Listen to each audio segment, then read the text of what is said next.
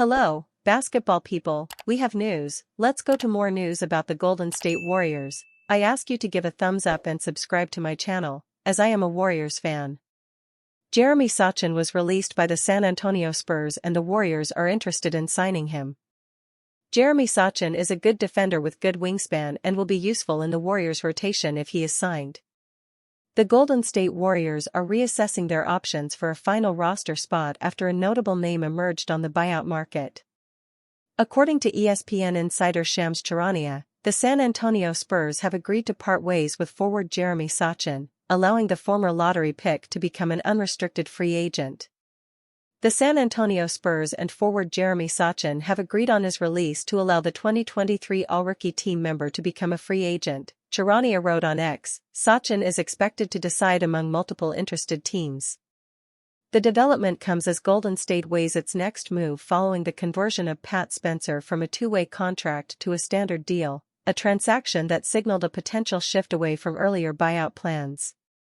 Former lottery pick seeks fresh start. Selected 9th overall in the 2022 NBA Draft, the 6'8" Sochan quickly carved out a role in San Antonio, starting 149 games over his first 3 seasons while averaging 27.3 minutes per game. Over that span, he produced 11.4 points, 6.1 rebounds, and 2.8 assists per contest. Defensively, Sochan earned consistent trust from longtime Spurs coach Greg Popovich and interim head coach Mitch Johnson, thanks to his positional versatility, physicality, and ability to guard multiple positions. Offensively, however, the fit never fully stabilized. Sochan has shot just 28.7% from 3 for his career, and San Antonio experimented with his role, at times deploying him as a point guard, a small ball center, and a hybrid forward, without settling on a long-term offensive identity. By December, Sochan had fallen out of the regular rotation, and he became a trade candidate. NBA insider Mark Stein previously reported that the Spurs had granted his representatives permission to explore trade options ahead of the deadline. No deal materialized. San Antonio ultimately stood pat at the trade deadline, one of only 3 NBA teams not to make an in-season trade, before opting for a clean break that gives Sochan a chance to reset before the offseason. Warriors reevaluate buyout strategy. Sochan's availability arrives as Golden State appears to be backing away from previously reported interest in Lonzo Ball. Stein reported that the Warriors' stance shifted after Spencer's contract conversion, combined with lingering concerns around Ball's medical history. There were some fresh rumbles over the weekend that the Warriors might opt not to sign Lonzo Ball in the end after converting Pat Spencer from a two-way deal to a standard NBA contract, Stein wrote Monday in the Stein line. Chris Haynes reported that multiple teams are reviewing Ball's medicals to determine whether to sign the veteran guard, who became a free agent after Cleveland dealt him to Utah to lower its luxury tax bill. With one roster spot still open, Golden State is now surveying alternatives, including younger, positional defenders who could provide athleticism on the wings after losing Jonathan Kuminga. A different bet than Kuminga. Sochan's profile naturally invites comparison to Kuminga, whom the Warriors moved at the deadline in a deal that brought in Kristaps Porzingis. Both players entered the league as high-upside forwards with elite physical tools, but Sochan's calling card has been defense and role adaptability rather than on-ball scoring ambition. Because he is still in his 4th NBA season, Sochan technically remains two-way eligible, giving teams additional flexibility if a standard roster spot is unavailable. Assuming he clears waivers, he will be free to sign outright with any club. The decision now facing the Warriors is whether to take a short-term flyer on a 22-year-old former lottery pick whose defensive versatility aligns with Steve Kerr's system, or to prioritize veteran depth as they navigate the stretch run without Stephen Curry. Either way, the buyout market has shifted, and Jeremy Sochan has become one of its most intriguing names. How are the Warriors players doing this season? The Golden State Warriors have played 22 games and traded 3 players since my last report card grades. So it's time for an update. We're basing the grades on their totality of work this season. The grades are based partially on expectations instead of them solely being based on who has played the best. A few other housekeeping notes before we get started. Hakeem Olajuwon teaches Kevin Durant the dream shake. I'm not grading Jonathan Kuminga, Buddy Hield or Tracy Jackson-Davis because they aren't on the team anymore. I'm also not grading Seth Curry, LJ Cryer, or Malavi Leons due to a lack of minutes so far. And of course I can't give Kristaps Porzingis a grade because he hasn't appeared in a game for the Warriors yet. Jimmy Butler, A. Previous grade, A. Butler suffered a season-ending torn ACL on January 19, so his A- grade is set in stone for the season. Butler will finish the campaign averaging 20.0 points on a 55.4 effective field goal percentage, which is the second best of his career. Perhaps his most impressive stat is that lineups with Butler and without Stephen Curry have a plus 8.8 net rating this season, per Cleaning the Glass. Stephen Curry, B+. Previous grade, B+. B-Ball Index's efficiency page for Curry would suggest his grade here is quite harsh. Somehow, he's an A+ in overall shot-making efficiency but an F in overall shot quality. Fair or not, what's holding Curry back is his plus-minus. Excluding the 2019-20 season in which he played just 5 games, Curry's worst net rating came in his rookie season at plus 1.7, per Cleaning the Glass. If the season ended today, his net rating would be worse than that at plus 1.3. DeAnthony Melton, B+. Previous grade, B. Since the last update, Melton is shooting 45.7% from the field and 34.3% from 3. That's not incredible efficiency, but for someone like Melton who does so many other things well, it's good enough to make him extremely valuable. Melton continues to lead the team in net rating at plus 22.0. Moses Moody, B+. Previous grade, B. Moody has made 43.7% of his 135 three-point attempts since the last update, and his on-ball defense has remained strong, making him a true 3-and-D wing.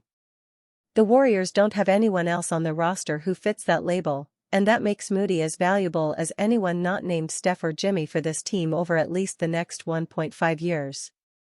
Gue Santos, B+. Previous grade, C+. Santos has become almost as important as Moody because he has the size at 6 feet 7 inches to defend bigger wings that Moody can struggle with at 6 feet 5 inches. In his last 7 games, Santos is averaging 14.7 points on 63.1% shooting and 44.4% from 3. If he keeps up his play over a larger sample size, he'll get an A or an A in the next update.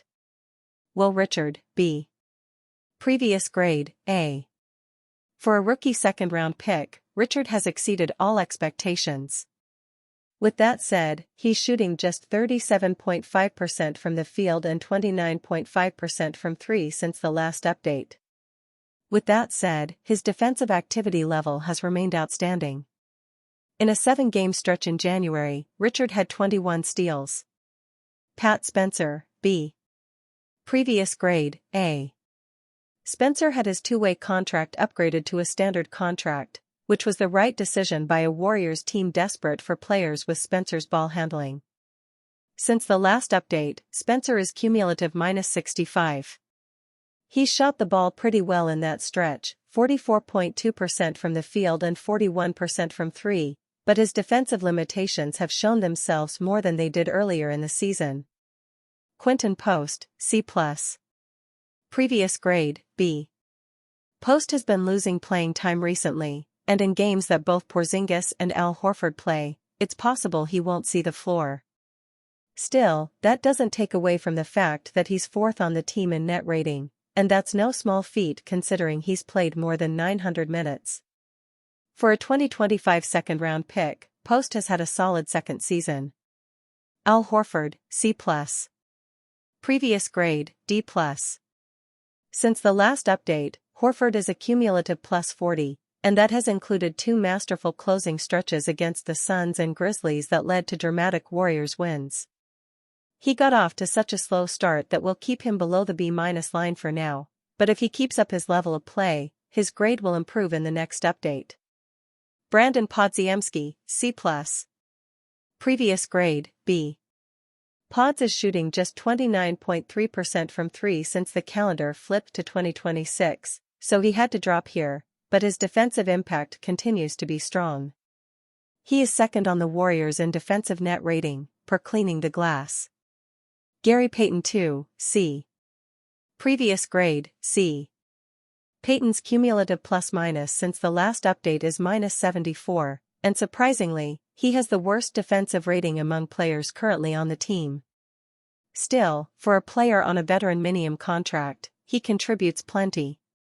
He was a key player in the Warriors' win over the Suns on January 5, recording 15 points and 8 rebounds. Draymond Green, C. Previous grade, C. Green is a -19 since the last update, which would be grounds for a drop to a D+. However, he's dropped his turnover rate substantially in that stretch, and in his last 6 games, he's made 38.5% of his threes. How Green finishes the season is one of the biggest question marks for the Warriors. If he plays as well as he did against the Spurs on Wednesday, he'll start and be one of the most valuable players on the team. If he struggles, it will be interesting to see if Steve Kerr considers a first 5 with Moody at small forward, Santos at power forward and Porzingis at center. Green has come off the bench just 7 times in the last 12 regular seasons. Warriors get great LeBron James free agency news. While Milwaukee Bucks superstar Giannis Antetokounmpo didn't take his talents to the Golden State Warriors this season, the Dubs are still in a better place than they were a few weeks ago. With multi-dimensional center Kristaps Porzingis in the fold, it's safe to say the Warriors no longer have to worry about missing the play-in tournament and/or postseason. When the offseason arrives, though, the Warriors could take things up a notch by signing highly touted free agents. Los Angeles Lakers star LeBron James will likely be the center of attention, and according to ESPN's Brian Windhorst, there's a chance the Warriors could soon strike a deal for him. Golden State, depending on how things go, would be one of them, depending on where their team is, Windhorst said Wednesday. Even when the trade season was ongoing, there was speculation that James and the Warriors could eventually join forces via an off-season signing. In April of 2022, Stephen Curry confidently claimed that while he will always respect James, he wasn't interested in playing alongside the 4-time NBA champion at that particular time. The Warriors hoisted the Larry O'Brien Trophy 2 months later, but things have been stale since then. Will Curry finally change his stance on teaming up with James in the Bay? Perhaps, considering the current version of the Warriors roster still needs additional adjustments for a championship to be a realistic possibility. Even at age 41, James is a game-changing offensive mastermind who can contribute to winning at the highest level, though he has taken a step back athletically and defensively. The 22-time All-Star averaged 21.8 points, 6.9 assists, and 5.7 rebounds per game with the Lakers this season, shooting 50.2% from the field and 30.6% from 3. Needless to say, James will remain linked to the Warriors.